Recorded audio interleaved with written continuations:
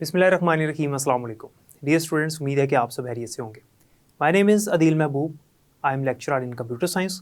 आज की इस वीडियो में हमने चैप्टर नंबर 3 की एक्सरसाइज के जो रिमेनिंग क्वेश्चंस हैं वो डिस्कस करने हैं, जिसमें क्वेश्चन नंबर 3 से ऑनवर्ड क्वेश्चन नंबर 12 तक हम पढ़ेंगे।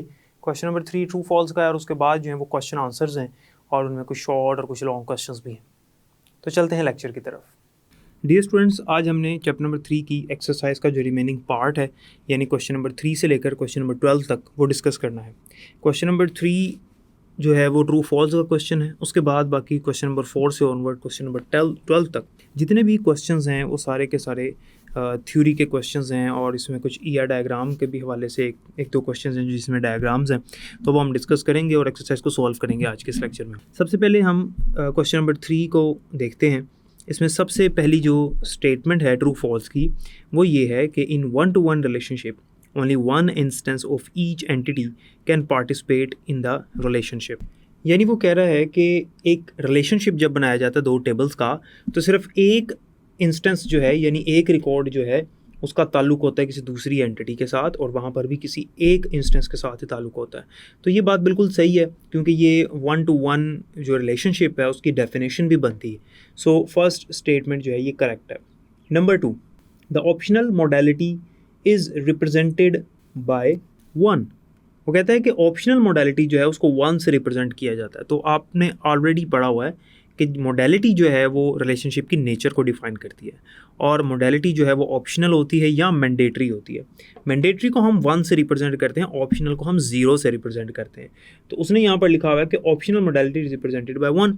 तो ये स्टेटमेंट फॉल्स है, रॉन्ग है, क्योंकि ऑप्शनल मोडालिटी 0 से रिप्रेजेंट होती है, मैंडेटरी जो है उसको हम 1 से रिप्रेजेंट करते हैं। So this is false statement. Number 3, 1-to-many is a unidirectional relationship.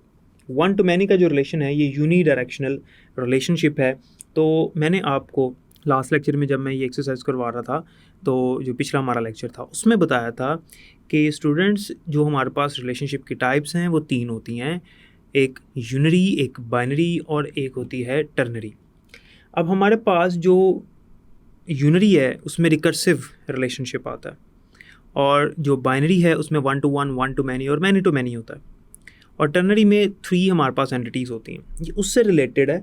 असल में उसने कहा है कि 1-to-many जो है वो यूनिडायरेक्शनल रिलेशनशिप है, तो ये बिल्कुल फॉल्स है। 1-to-many जो रिलेशनशिप होता है वो यूनिडायरेक्शनल नहीं होता। और आपको पता है इसी चैप्टर में आपने पढ़ा हुआ है कि रिलेशनशिप जो हैं वो हमेशा बाई डायरेक्शनल होते हैं। रिलेशनशिप हमेशा बाई डायरेक्शनल होते हैं। जब आपने चैप्टर शुरू किया था तो वहाँ पर एक स्टेटमेंट लिखी हुई थी कि all the relationships are bidirectional. तो रिलेशनशिप कोई भी हो, यूनरी हो, बाइनरी हो, टर्नरी हो, किसी भी तरह का हो, हमेशा रिलेशनशिप बाई डायरेक्शनल होते हैं, दोनों तरफा होते हैं। उनकी यूनि डायरेक्शनल रिलेशनशिप की जो स्टेटमेंट है ये बिल्कुल रॉन्ग है। सो ये स्टेटमेंट फॉल्स होगी। Number 4, in ERD model a condition is mentioned in a diamond symbol. ERD model में जो कंडीशन है उसको हम डायमंड सिंबल में मेंशन करते हैं। तो ER डायग्राम आपने पढ़ी हुई है, एंटिटी रिलेशनशिप डायग्राम। उसके अंदर आपने देखा था कि जब दो एंटिटीज़ को आपस में हम रिलेट करते हैं तो उनके दरमियान में जो रिलेशनशिप बनता है उसको हम डायमंड सिंबल में लिखते हैं। वो बेसिकली कंडीशन होती है उनकी। सो बिल्कुल करेक्ट स्टेटमेंट है हमारे पास। सो ये जो 4th स्टेटमेंट है ट्रू फॉल्स की बिल्कुल ट्रू है, तो इसलिए इसे हम ट्रू कंसिडर करेंगे क्योंकि ये बिल्कुल दुरुस्त है। Number 5, ERD is a physical data model. ERD जो है एंटिटी रिलेशनशिप डायग्राम, ये फिज़िकल डाटा मॉडल है, जबकि ऐसा नहीं है। फिज़िकल डाटा मॉडल नहीं है क्योंकि ये एक डायग्रामेटिकल वे होता है और ये लॉजिकल के अंदर आती है। सो ये बिल्कुल फॉल्स स्टेटमेंट है, तो 5th statement is wrong. Number 6, in hybrid distribution the database is partitioned in critical and non critical fragments. अब डाटा डिस्ट्रीब्यूशन स्ट्रेटजीज़ आपने पढ़ी हैं, इसमें एक हाइब्रिड डिस्ट्रीब्यूशन स्ट्रेटजी आपने पढ़ी। उसके अंदर आपने देखा कि ये कम्बिनेशन है क्रिटिकल और नॉन क्रिटिकल फ्रेगमेंट्स का। सो ये स्टेटमेंट बिल्कुल ट्रू है। हाइब्रिड डिस्ट्रीब्यूशन स्ट्रेटजी की ये डेफिनेशन भी है कि in hybrid distribution the database is partitioned in critical and non critical fragments. So ये स्टेटमेंट ट्रू है। Number 7, in distributed databases the consistency refers to availability of same data at all sides of the network. यानी वो कह रहा है कि अगर हम डिस्ट्रीब्यूटेड डेटाबेस की बात करें उसमें जो कंसिस्टेंसी है उसका मतलब ये है कि सेम डाटा तमाम साइट्स पर अवेलेबल हो नेटवर्क के अंदर। नेटवर्क के अंदर जितनी भी साइट्स हैं, जितने कंप्यूटर्स हैं, उन पर रेडली अवेलेबल हो हर टाइम। ये डिस्ट्रीब्यूटेड डाटाबेस की बात हो रही है, तो ये स्टेटमेंट बिल्कुल ट्रू है। Number 8, indexing maximises the time required to search a piece of information from a database. वो कहता है कि इंडेक्सिंग जब हम करते हैं, यानी इंडेक्स जब हम लगाते हैं डाटाबेस में, तो उसका मतलब ये होता है कि ये मैक्सिमाइज़ करता है हमारी टाइम रिक्वायरमेंट को जब भी हम कोई इन्फॉर्मेशन उसके अंदर से सर्च करते हैं। तो ये गलत है, क्योंकि इंडेक्स लगाने से तो हमारा टाइम मिनिमाइज होता है, टाइम बचता है, टाइम कम होता है, मैक्सिमाइज नहीं होता, ज़्यादा नहीं होता, टाइम हमारा बच जाता है। इंडेक्स लगाने से हम फास्टली कोई भी रिकॉर्ड या कोई भी इंफॉर्मेशन डाटाबेस में से सर्च कर सकते हैं, टेबल में से सर्च कर सकते हैं, उसको वहाँ से निकाल सकते हैं। सो ये स्टेटमेंट फॉल्स है, रॉन्ग है, तो इसको हम फॉल्स कंसिडर करेंगे। Number 9, analysis is less important activity than coding. Analysis जो है ये लेस इंपॉर्टेंट है एज़ कम्पेयर टू कोडिंग। जब भी हम डाटाबेस डिज़ाइन कर रहे होते हैं या कोई भी सॉफ्टवेयर डिज़ाइन करते हैं, तो उसमें एक कोडिंग का फेज़ होता है जिसमें सॉफ्टवेयर बनता है, और एक एनालिसिस का फेज़ होता है। एनालिसिस पहले आता है, कोडिंग का फेज़ बाद में आता है। वो कहते हैं कि एनालिसिस जो है ये लेस इंपॉर्टेंट है कोडिंग के निस्बत। So minimum time should be spend over analysing the system. तो इस वजह से जब हम सिस्टम को एनालाइज कर रहे होंगे तो उसके ऊपर कम टाइम लगाना चाहिए, ताकि हमारा टाइम ज़्यादा वेस्ट ना हो। तो जो हमारा इंपॉर्टेंट पॉइंट है, जो इंपॉर्टेंट फेज़ है कोडिंग का, हमें उस पर ज़्यादा टाइम लगाना चाहिए। तो ये बिल्कुल रॉन्ग है स्टेटमेंट। उसकी वजह यह है कि कोडिंग डिपेंड करती है एनालिसिस के ऊपर। हमने एनालिसिस सही किया होगा तो कोडिंग सही करेंगे हम। अगर एनालिसिस हमारा सही नहीं होगा तो कोडिंग ख़राब हो जाएगी। इसका मतलब है कि कोडिंग खुद डिपेंड करती है एनालिसिस के फेज़ के ऊपर। इसलिए एनालिसिस के ऊपर अगर हम अच्छा खासा टाइम लगा लें, उसके ऊपर मेहनत कर लें और each and every detail collect कर लें यूज़र से, उसकी रिक्वायरमेंट्स इकट्ठी कर लें, तो फिर कोडिंग जो है वो हमारी सही होगी, उसमें एरर्स नहीं आएंगे। सो इसे कहते हैं कि ये स्टेटमेंट रॉन्ग है, हम इसको फॉल्स कंसिडर करते हैं, क्योंकि एनालिसिस जो है ये लेस इंपॉर्टेंट एक्टिविटी नहीं है than coding. Number 10, relationship defines the logical connection between entities. Relationship जो है वो एंटिटीज़ के दरमियान में एक लॉजिकल कनेक्शन को डिफाइन करता है। तो ये बिल्कुल सही है। जब दो या दो से ज़्यादा एंटिटीज़ हों, उनको हम आपस में कंबाइन कर रहे हों, तो उनका जो रिलेशनशिप है जब हम उसको बनाते हैं तो वो रिलेशनशिप बताता है कि इनका आपस में लॉजिकल कनेक्शन क्या है। सो ये स्टेटमेंट बिल्कुल ट्रू है, बिल्कुल करेक्ट है, इसलिए हम इसको दुरुस्त मानेंगे, क्योंकि रिलेशनशिप हमेशा लॉजिकल कनेक्शन को ही तो रिप्रेजेंट करता है। रिलेशनशिप बनाने का मकसद ये होता है कि इन दोनों का आपस में लॉजिकल कनेक्शन है, फिर हम उसको कनेक्ट कर देते हैं एक दूसरे के साथ। नेक्स्ट अब आते हैं क्वेश्चन आंसर्स की तरफ। ये एक डिटेल क्वेश्चंस भी हैं इनमें और कुछ कॉन्सेप्चुअल क्वेश्चंस भी हैं, और इसको हमने देखना है, इसको सॉल्व करना है। तो इसको ध्यान से समझिएगा, मैं आपको बता दूंगा किस क्वेश्चन का क्या आंसर बनता है, तो आपने इसको नोट करना है। नंबर 4 क्वेश्चन है हमारे पास, describe different steps involved in analysis stage while designing a database. जब हम डाटाबेस को डिज़ाइन कर रहे होते हैं तो जो डिफरेंट स्टेप्स इन्वॉल्व हैं एनालिसिस में, वो कौन कौन से होते हैं। बेसिकली एनालिसिस का मतलब क्या होता है, पहले हम ये समझते हैं। The process of study the existing system in detail for understanding it is referred to as analysis of the system. यानी जब हमारे पास एग्जिस्टिंग सिस्टम हो, उसको स्टडी करना, उसको अंडरस्टैंड करना, ये पूरा जो प्रोसेस है इसको एनालिसिस कहते हैं, कि हम सिस्टम को एनालाइज कर रहे हैं। हमारे पास इसमें जो स्टेप्स इन्वॉल्व हैं एनालिसिस के अंदर, वो 4 तरह के होते हैं। आपकी बुक में जो पहला पेज है चैप्टर नंबर 3 का, उसमें ये लिखा हुआ है क्वेश्चन, तो वहाँ से आपने इसको नोट कर लेना, जिसके अंदर 4 स्टेप्स मेंशन है। Feasibility study, requirement analysis, project planning और डाटा एनालिसिस। ये वो वाला लॉन्ग क्वेश्चन है, उसको आपने वहाँ से देख लेना। Question number 5, explain the following with the help of figures. यहाँ पर 5 उसने टर्म्स लिखी हुई हैं और वो कहता है कि इनको आपने एक्सप्लेन करना है with the help of figures, यानी with the help of diagrams. इसमें सबसे पहले है एंटिटी या ऑब्जेक्ट। एंटिटी या ऑब्जेक्ट किसे कहते हैं?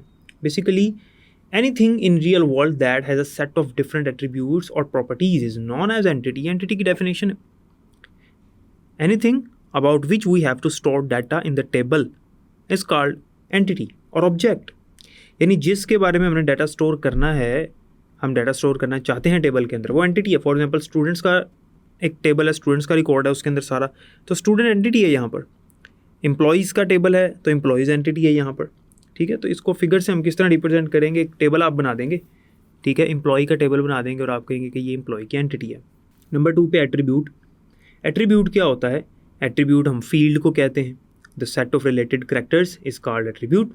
तो इसके बारे में आप पढ़ चुके हैं। तो एट्रीब्यूट की डेफिनेशन लिखेंगे और आप इसको रिप्रेजेंट करेंगे डायग्रामेटिकली। अब एट्रीब्यूट को कैसे रिप्रेजेंट करते हैं? तो ER डायग्राम में अगर हम देखें तो एट्रीब्यूट को रिप्रेजेंट किया जाता है किससे?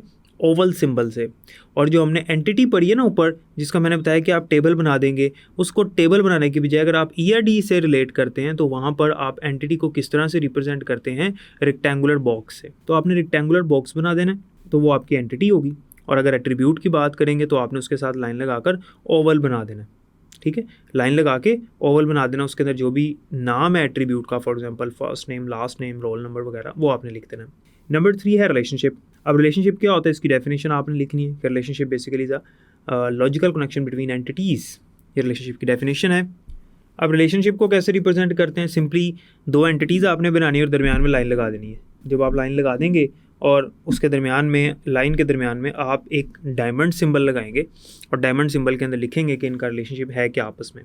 तो इस तरह से इसको रिलेशनशिप को आप डायग्रामेटिकली रिप्रेजेंट करेंगे। नेक्स्ट है कार्डिनैलिटी। कार्डिनैलिटी क्या होता है? Number of instances of one entity that can be associated with each instance of another related entity is known as cardinality of relationship. इसकी डेफिनेशन मैंने बताई है आपको कि एक टेबल की जो एक एंटिटी के अंदर जितने भी इंस्टेंसेस हैं, उनमें कुछ इंस्टेंसेस किसी दूसरे टेबल की कुछ इंस्टेंसेस के साथ रिलेट कर रहे हों, उसे हम कार्डिनैलिटी कहते हैं। अब कार्डिनैलिटी जो है, इसके अंदर हमारे पास डिफरेंट टाइप्स हैं, 1 to 1, 1 to many, many to many, recursive. तो उसको फिर डायग्रामेटिकली कैसे रिप्रेजेंट करते हैं कि जिस तरफ 1 है वहाँ पे 1 लगाते हैं, जिस तरफ मैनी है उस तरफ हम क्रॉस फुट लगा देते हैं। अगर दोनों तरफ 1 है, दोनों तरफ 1 आएगा। अगर दोनों तरफ मैनी है तो दोनों एंटिटीज़ के साथ हम क्रॉस फुट लगाएंगे। तो इस तरह से आप इसको कार्डिनैलिटी को रिप्रेजेंट करेंगे। नेक्स्ट टर्म है हमारे पास मॉडलिटी। मॉडलिटी बेसिकली ये बताती है कि रिलेशनशिप की नेचर क्या है। तो ये ऑप्शनल हो सकती है, मैंडेटरी हो सकती है। जिस एंटिटी की तरफ ऑप्शनल है वहाँ पर 0 लगेगा और जहाँ पे मैंडेटरी है वहाँ पर 1 लगेगा। तो इस तरह से हमारे पास ये 5 टर्मिनोलॉजीज़ कंप्लीट होती हैं। क्वेश्चन नंबर 6 है, draw and explain ER diagram for the system of getting admission in your college. आपने कॉलेज में एडमिशन लेना है या किसी स्टूडेंट ने आपके कॉलेज में एडमिशन लेना है, तो उसके लिए एक ER डायग्राम बनानी है आपने। तो इस प्रोसेस के लिए आपने ER डायग्राम बनानी है। तो ER डायग्राम किस तरह से होगी और इसको समझना भी आपने कि ये जो हम ER डायग्राम बनाने वाले हैं यहाँ पर वो कैसे बनेगी, और इसको एक्सप्लेन भी करूँगा मैं। सबसे पहले जब भी हमने ER डायग्राम बनानी होती है, हमने क्या करना होता है? Represent entities. एंटिटीज़ कौन कौन सी है हमारे पास, उसके बाद हम देखेंगे कि उन एंटिटीज़ का आपस में रिलेशनशिप क्या है। उसके लिए कार्डिनैलिटी, मॉडलिटी लगाएंगे, उनको आपस में रिलेट करेंगे। तो इस तरह ER डायग्राम बनती है। तो यही डाटा मॉडलिंग की डेफिनेशन है ना, हम डाटा मॉडलिंग कर रहे हैं basically. ER diagram data modelling का हिस्सा है। तो सबसे पहले तो हमारे पास यहाँ पर जब कॉलेज में एडमिशन लेना है तो इसमें एक एंटिटी होगी स्टूडेंट की, एक एंटिटी होगी ग्रुप की। ग्रुप से मुराद कि वो किस ग्रुप में जाना चाहता है। लाइक अगर वो एडमिशन लेना चाहता है FSC प्री इंजीनियरिंग में, एक ये ग्रुप है। एक ग्रुप है ICS फिज़िक्स का, एक ग्रुप है ICS स्टैट्स का, एक ग्रुप है FSC प्री मेडिकल का, एक ग्रुप है ICOM का। ये डिफरेंट जो है हमारे पास ग्रुप्स हैं। ग्रुप है FA का। तो ग्रुप की एक एंटिटी होगी। एक एंटिटी होगी फ़ी की, कि उसकी फ़ीस क्या है। ये 3 एंटिटीज़ हमारे पास यहाँ पर आती हैं। सबसे पहले तो हमने रिलेशनशिप रिप्रेजेंट करना है स्टूडेंट का ग्रुप के साथ, स्टूडेंट का ग्रुप के साथ। तो आपके पास 2 एंटिटीज़ आपको नज़र आ रही हैं स्क्रीन पे, एक स्टूडेंट है और एक ग्रुप है। तो student applies for group, student जो है वो ग्रुप के लिए अप्लाई करता है कि मैंने इस ग्रुप में एडमिशन लेना है। यहाँ पर जो कार्डिनैलिटी हम रिप्रेजेंट करेंगे वो मैनी टू मैनी है, दोनों तरफ क्रॉस फुट आएगा। उसकी वजह ये है कि एक स्टूडेंट एक से ज़्यादा ग्रुप्स के अंदर एडमिशन ले सकता है, यानी अप्लाई कर सकता है जब उसने एडमिशन लेना है, क्योंकि एडमिशन का टाइम है। ये एडमिशन के लिए एक से ज़्यादा ग्रुप में वो अप्लाई कर सकता है। फिर जहाँ पर उसका मेरिट बनेगा उस तरह से उसको जो है वो उस ग्रुप में डाल दिया जाएगा। तो यहाँ पर स्टूडेंट से ग्रुप की तरफ मैनी है और एक ग्रुप में बहुत सारे स्टूडेंट्स अप्लाई कर सकते हैं, दूसरी तरफ भी मैनी है। तो यहाँ पर रिलेशनशिप है मैनी टू मैनी का। अब यहाँ पर मॉडलिटी जो है वो दोनों तरफ जो है वो मैंडेटरी आएगी, क्योंकि स्टूडेंट के लिए ग्रुप का होना ज़रूरी है, ग्रुप के लिए स्टूडेंट का होना ज़रूरी है। ग्रुप के बगैर स्टूडेंट्स कहाँ पर जाएंगे, स्टूडेंट पढ़ नहीं सकते, और स्टूडेंट्स के बगैर ग्रुप नहीं चल सकता, इसलिए दोनों तरफ मैंडेटरी है। दूसरा रिलेशनशिप हम यहाँ पर रिप्रेजेंट करते हैं स्टूडेंट और फ़ी का। एक स्टूडेंट जो है वो फ़ीस सबमिट करवाना चाहता है या उसकी एक फ़ीस डिसाइड होती है। एक स्टूडेंट की एक ही फ़ीस डिसाइड होती है। फॉर एग्जांपल एक स्टूडेंट की फ़ी डिसाइड हो जाती है 10,000 पर मंथ। अब ऐसा नहीं है कि एक स्टूडेंट की 2-2 3-3 फीसेस डिसाइड हों, तो ऐसा नहीं है। तो फ़ीस की तरफ जो है वो कार्डिनैलिटी क्या है 1 है। लेकिन एक फ़ीस जो है फॉर एग्जांपल 7,000 वो एक से ज़्यादा स्टूडेंट्स की डिसाइड की जा सकती है। फॉर एग्जांपल कॉलेज के अंदर 200 स्टूडेंट्स हैं जिनकी फ़ीस जो है वो 7,000 डिसाइड हो गई है, फ़र्ज़ कर लेते हैं। तो स्टूडेंट की तरफ जो है मैनी है, और यहाँ पर मॉडलिटी दोनों की तरफ क्या होगी, मैंडेटरी ही होगी। अब इसको ईआर डायग्राम में रिप्रेजेंट करते हैं, तो ये किस तरह से होगा, चूँकि दोनों रिलेशनशिप में जो कॉमन एंटिटी है वो स्टूडेंट है, तो स्टूडेंट को हम सेंटर में रखेंगे, एक तरफ हम ग्रुप कर देंगे और एक तरफ फ़ी कर देंगे, बाकी उसी तरह से स्टूडेंट डिपॉजिट्स फ़ीस और स्टूडेंट अप्लाइज फॉर ग्रुप। ये वो एक ईआर डायग्राम है जो कि कॉलेज में एडमिशन लेने के लिए अप्लीकेबल होगी। नेक्स्ट क्वेश्चन नंबर 7 है, explain the following physical data model और कॉन्सेप्चुअल डाटा मॉडल। तो ये आपकी बुक का एक क्वेश्चन है, डिटेल क्वेश्चन है, फिजिकल डाटा मॉडल और कॉन्सेप्चुअल डाटा मॉडल, ये आपने वहाँ से देख लेना। नंबर 8 है, what are the components of logical data model. Logical data model या लॉजिकल डाटाबेस डिज़ाइन जो है असल में ये उसकी बात हो रही है जिसके कंपोनेंट्स हैं, represent entities, represent relationships, merge the relations और normalise the relations. Number 9, what elements combined produce the physical database design, explain. यानी फिजिकल डाटाबेस डिज़ाइन के जो एलिमेंट्स हैं, जो उसके अंदर हम काम करते हैं, जो कंपोनेंट्स हैं, वो आपने यहाँ पर लिखने हैं। Number 10, define and explain the following terms. In terms को आपने डिफाइन करना है, डाटा डिस्ट्रीब्यूशन स्ट्रेटजी और फाइल ऑर्गेनाइजेशन। तो ये जो ऊपर वाला क्वेश्चन था फिजिकल डाटाबेस डिज़ाइन, ये उसी की आगे एलिमेंट्स हैं, उसी के पार्ट्स हैं, इनको आपने वहाँ से देख लें, डाटा डिस्ट्रीब्यूशन स्ट्रेटजी और file organisation. Question number 11, define the term analysis, briefly discuss the following terms. Analysis किसे कहते हैं, और ये जो टर्म्स नीचे लिखी हैं, feasibility study, requirement analysis, project planning और डाटा एनालिसिस, ये जो टर्म्स हैं यहाँ पर चार, ये जो पहले क्वेश्चन था यहाँ पर क्वेश्चन नंबर 4, ये सेम वही वाला क्वेश्चन है, आपने इसके अंदर वही वाला आंसर लिखना है जो आपको मैंने क्वेश्चन नंबर 4 का बताया। लास्ट क्वेश्चन है question number 12, briefly explain the database design process with the help of diagram. ये भी क्वेश्चन वही है एनालिसिस वाला, बस इसमें आपने डायग्राम बना देनी है। सबसे ऊपर आप एक रेक्टेंगल बनाएं, वहाँ पर लिखें प्लानिंग, उसके बाद नीचे एनालिसिस, उसके बाद नीचे डाटाबेस डिज़ाइन जिसके अंदर लॉजिकल डाटाबेस डिज़ाइन आता है, फिजिकल डाटाबेस डिज़ाइन आता है, और उसके बाद इम्प्लीमेंटेशन। या आपकी बुक में जो बनी हुई है डायग्राम, आप वो बना सकते हैं। आपकी जो टेक्स्ट बुक है उसके अंदर पेज नंबर 27 है, डाटाबेस डिज़ाइन प्रोसेस। इसके अंदर सबसे पहले प्लानिंग है, फिर एनालिसिस है, एनालिसिस के बाद फिर लॉजिकल डाटाबेस डिज़ाइन और फिजिकल डाटाबेस डिज़ाइन है, फिर इम्प्लीमेंटेशन और फिर डाटाबेस रिपोजिटरीज भी है लास्ट पे। तो ये आपके पास डायग्राम आपने ये बनानी है। इसके अंदर सबसे पहले इंटरप्राइज डाटा मॉडल है, ये जो फर्स्ट 2 आपके पास फेजेस हैं, और जो फिर डिज़ाइनिंग वाला है इसको कॉन्सेप्चुअल डाटा मॉडल कहते हैं, और लास्ट वाला टेक्नोलॉजी मॉडल कहलाता है।